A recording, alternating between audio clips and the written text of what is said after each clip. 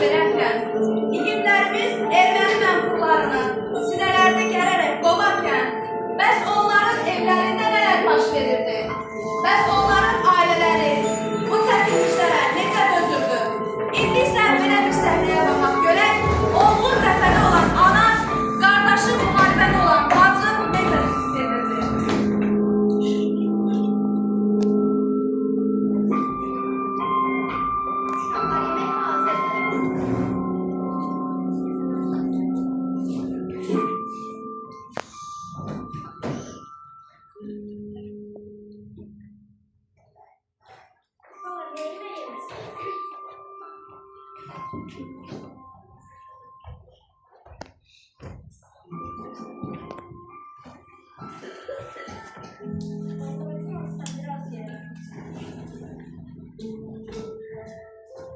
Görən tutarlanan cəbhədə necədir?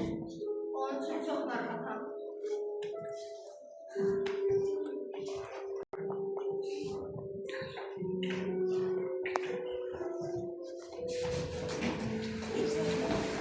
Bir qəhrəmanın anası tək övladını göndərməmişdi cəbhəyə.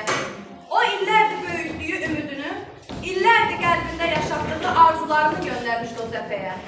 Cəbhəyə gedən sadəcə bir vətən evladı deyildi. Vətənin ruhundan bir parça idi. İndi isə Şuşaya üz tutan qəhrəmanlarımız keçilməz qala olan Şuşanın sadəcə bir giriş qapısından, sadəcə bir qala qapısından ibarət olan Şuşanın bu yağılardan, bu mənfurlardan necə təmizlədiyini görəcəyik.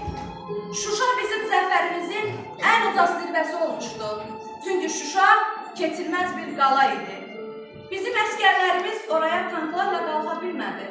Amma tankdan, topdan, silahdan, dəmirdən bərk ürəkləri var idi onların.